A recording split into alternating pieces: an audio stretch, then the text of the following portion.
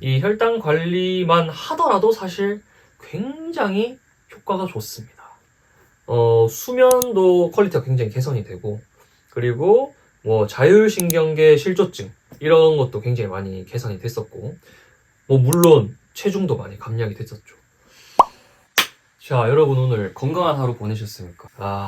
이게 퇴근 후에 계속 촬영을 하려고 하다 보니 생각보다 이 텐션을 유지하는 게 쉽지가 않네요. 여러분들한테 이 건강한 정보와 이 건강한 에너지를 전달하고자 이 채널을 팠는데, 요즘은 제가 좀 건강하지 못한 것 같습니다. 왜 건강하지 못하냐?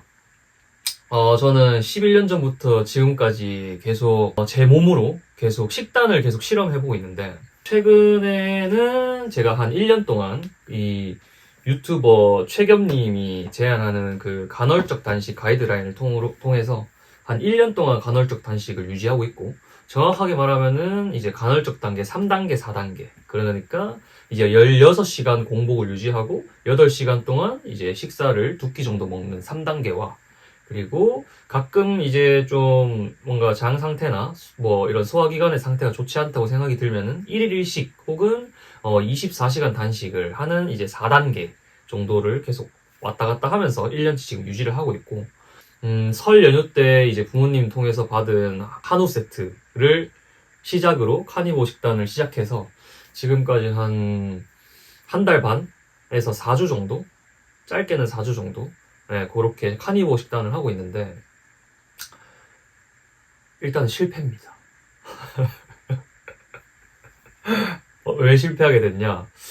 간헐적 단식은 사실 정말 제 삶의 이 루틴에 잘 맞는 식단이었어서 잘 유지를 하고 있었는데, 최근에 이제 이 채널을 시작하면서 나에게 맞는 식단은 무엇인지 찾기 위해서 이것저것 좀 많이 자료도 찾아보고, 책도 많이 이렇게 사서 살펴보고, 그리고 수많은 이제 유튜브에 있는 의사 선생님들, 그리고 뭐 최겸님 같은 그런 식단 관련된 컨텐츠를 올려주시는 분들 영상을 많이 참고하면서 이런저런 식단의 정보를 좀 추합하고, 그리고 제 몸으로도 지금 해보는 시간을 가져보려고 하고 있는데, 일단 뭐 간단하게 저의 상황을 좀 설명을 하자면은, 저는 뭐 아무래도 아시다시피 트레이너로 활동을 하고 있기 때문에 좋은 퀄리티의 수업을 제공하기 위해서는 계속해서 제 몸으로 어떤 운동을 어떻게 해야, 그리고 어떻게 평가하고 어떻게 이 운동을 이 사람에게 전달해야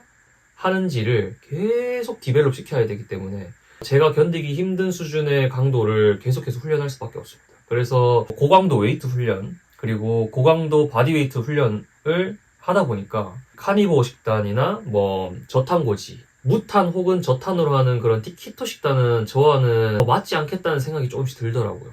최근에 저도 계속 꾸준히 해오던 그런 고강도 웨이트 훈련과 고강도 바디웨이트 훈련을 새롭게 계속 더 디벨롭을 시키면서 조금씩 강도가 높아지고 있는 상황이었습니다. 고강도 훈련은 지방 대사라기보다는 탄수화물 대사를 많이 하기 때문에 탄수화물이 생각보다는 많이 필요한 상황인데, 그런 것들을 제가 고려하지 못하고 저는 자가면역 질환 건선이라는 거를 해결하고 싶어서 식단을 지금 적용을 하는 거잖아요. 그래서 건강에만 포커스를 두고 있다 보니까 이 운동이라는 것을 생각 못하고 거의 뭐 무탄에 가까운 식사를 하다 보니까 운동의 퀄리티가 굉장히 줄어들고 몸이 다 망가지기 시작하더라고요. 그래서 최근에 거의 한 2, 3주 동안은 운동의 강도가 굉장히 많이 떨어지고, 그리고 제가 기존에는 뭐 쉽게 들던 무게들도 막 벌벌벌벌 떨면서 막 못 들겠더라고요. 그래서 저번 주부터는 이제 제 동료 선생님들의 도움을 받아서 좀 몸을 회복하고 있는 그런 상태입니다. 사실 간헐적 식단은 뭐 무탄은 아니죠. 근데 카니보 식단은 극단적으로 좀 제거하는 식단이기 때문에 거의 탄수화물과 관련되어 있는 요소들을 다 배제를 시키고 단백질과 지방만을 이제 섭취하면서 조금씩 추가해서 나에게 맞는 음식을 찾는 그런 식단이라고 알고 있습니다. 자, 그래서 오늘은 11년간 제가 직접 해본 식단들에 대한 이야기를 나눠볼까 합니다. 여러분들은 식단 관리를 어떻게 하고 계신가요? 식단 관리를 어떻게 해오셨나요? 이 영상을 보시는 대부분의 분들은 뭐 저처럼 자가면역 질환이 있거나 아니면은 뭐 식단에 관심 있으신 분들도 있겠지만, 대부분 뭐 여러 가지 식단들을 많이 실험해 보셨을 거라 생각하고 무엇보다도 본인만의 식단, 그러니까 본인한테 맞는 식단을 계속 찾아가고 있지 않을까라는 생각이 듭니다. 저도 앞서 말씀드렸듯이 11년간 식단을 계속해서 제 몸으로 계속 실험을 해오고 있는데 처음에는 이 건선 때문에 식단 관리를 시작했는데 그때는 어떻게 시작했냐면 파가노 요법이라고 파가노라는 박사님이 이 건선 혹은 자가면역 질환자들을 위해서 가짓과 채소에는 독성이 있어서 배제하고 붉은 육, 적색육도 배제하고 장 건강을 챙겨서 우리 몸의 독소를 배출해서 그런 자가면역 질환과 그런 거 관련돼 있는 이제 면역력을 회복하는 식단 관리법이다 해가지고 그걸로 좀 시작하면서 해독 주스를 아침마다 마시고 그리고 주에 한 3회 이상 유산소랑 근력 운동을 병행했죠. 그리고 한의원을 다니면서 침 치료 그리고 광선 치료 그리고 한약도 잠깐 먹기도 했습니다. 그렇게 뭐 관리를 하면서 완전히 다 낫기도 했지만 다시금 건선이 재발하게 됐고 그때는 이제 막 트레이너 일을 막 시작하면서 그 바디 프로필을 준비했었습니다. 그래서 바디 프로필을 준비하다 보면은 대부분 식단을 칼로리 제한식으로 많이들 하죠. 닭가슴살, 고구마, 불떼기, 제일 유명한 닭꼬야.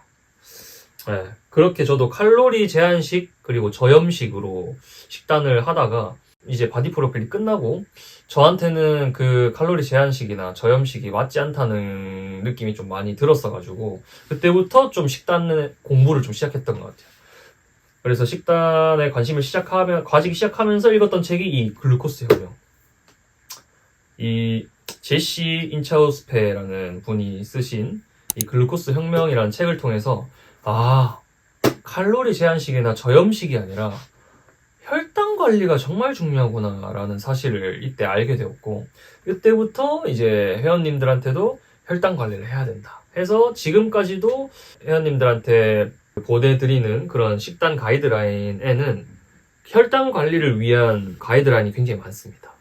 저는 항상 닭가슴살이나 풀떼기부터 권하지 않고 굉장히 그런 방법을 굉장히 좀 조심스럽게 생각하고 그렇게 생각하는 이유가 제가 직접 해봤기도 했고 그렇게 했던 분들의 수많은 실패 사례를 옆에서 봤기 때문에 회원님들한테 맞는 식단 관리 방법을 알려주고 싶다는 생각이 들더라고요. 그래서 이때 제가 알고 있던 정보는 이 혈당 관리 방법밖에 없었기 때문에 이 혈당 관리만 하더라도 사실 굉장히 효과가 좋습니다. 수면도 퀄리티가 굉장히 개선이 되고 그리고 뭐 자율신경계 실조증 이런 것도 굉장히 많이 개선이 됐었고 물론 체중도 많이 감량이 됐었죠. 그런데 이제 최근에 다시 이 건선이라는 게 악화가 되면서 공부를 하다 보니 간헐적 단식도 하게 되고 또 키토제닉 식단도 또 하게 되고 또 최근에는 동물성 키토제닉이라고 알려져 있는 카니보 식단도 하게 됐죠. 그렇게 수많은 식단들이 갑자기 최근에 제 머릿속으로 들어오기 시작했고 굉장히 혼란스럽더라고요. 세상에는 굉장히 많은 식단 관리 방법이 존재하고 그 중에서도 너무나 혼란스럽게 만드는 정보들이 많았습니다. 누구는 이걸 먹어야 된다, 누구는 이걸 먹으면 안 된다, 너무 이게 막 왔다 갔다 하니까 챗GPT한테도 물어보고 제미나이한테도 물어보고 다 물어봐도 사실 찝찝하더라고요. 그래서 그냥 내 몸으로 직접 먹어보고 내 몸에 적용시켜보면서 탈락시키고 어떤 거는 또 계속 가져가고 이렇게 해서 본인만의 식단을 찾아가는 게 역시나 맞는 방법이구나라는 생각이 들었습니다. 운동으로 예를 들자면은 숄더 프레스, 머리 위로 이렇게 무게를 밀어내는 숄더 프레스라는 운동은 보디빌딩 쪽에서는 이 전면 삼각근을 발달시키는 운동의 목적으로 사용하지만 저희는 이 척추를 펴서 머리 위로 밀어내는 운동이라고 많이들 설명드리거든요. 그래서 손목 재활이 필요한 분들의 마지막 단계에서도 숄더 프레스를 하기도 하고 그리고 50견 있는 분들의 마지막 단계도 숄더 프레스 그리고 이 척추가 펴지는 이 가동 범위가 부족한 분들을 위한 운동에도 이 숄더 프레스라는 운동이 포함됩니다. 이처럼 이 숄더 프레스라는 운동 하나가 다양한 목적으로 이용될 수 있다는 거죠. 그래서 최근에 이 식단들을 계속 공부하고 접하면서 아직까지 굉장히 부족하지만 생각이 들었던 거는 결국 식단은 그냥 방법론이구나. 그냥 수많은 방법 중에 한 개고 이 중에서 이런저런 식단을 계속 경험해 보면서 나에게 정말 맞는 식단은 무엇인지, 그 중에서도 나에게 맞는 식품, 나에게 맞지 않는 식품은 무엇인지를 계속 분간하면서 나에게 맞는 식단 관리 방법을 찾아가는 것이 가장 이상적인 방법이겠다. 왜냐하면 내가 운동을 그렇게 하고 있고 내가 운동을 전달하는 회원님들한테도 그렇게 운동을 시키고 있으니까 식단 관리 방법 또한 같지 않을까라는 생각을 했습니다. 하지만 아직까지 저도 이 식단에 대한 데이터나 정보가 굉장히 부족하기 때문에 또 최근에 이런 책들을 사면서 공부를 해서 여러분들에게 계속해서 식단과 관련된 정보를 좀 알려드리도록 하겠습니다. 이 갭스라는 책이 굉장히 좀 흥미롭고 이 책도 그 유튜버 최겸님 플랫폼을 통해서 번역된 책으로 알고 있는데 간단하게 소개를 드리면은 여기 보면 나타샤 캠벨이라는 박사님이 계신데 영국 분이십니다. 여성분이시고 본인의 자녀가 이제 자폐증을 알아가지고 여러 가지 이제 식단 관리를 통해서 장내 미생물 환경을 바꾸고 장 건강을 챙길 수 있는 그런 식단 관리 방법으로 알고 있고 이런 장내 미생물이나 장 건강을 챙겨서 정신 질환이나 혹은 저처럼 자가 면역 질환이나 좀 원인을 알 수 없는 그런 불치병들을 해결해 왔다는 그런 식단 관리 방법으로 좀 유명하더라고요. 그래서 저도 이 전공 서적 같은 이 책을 좀 공부해보고 싶고, 그리고 이 책도 장내 미생물이나 이제 장 건강과 관련해서 굉장히 유명한 책으로 알고 있습니다. 그래서 이 여러 가지 식단들을 접하다 보니까 결국에는 제가 예전부터 접했던 그 장 건강과 계속 연결이 되고, 그리고 그 장 건강 하면은 장내 미생물, 마이크로바이옴은 빠지지 않는 키워드 중에 한 개더라고요. 그래서 나는 이 장내 미생물과 마이크로바이옴 이거를 마스터를 해야겠다.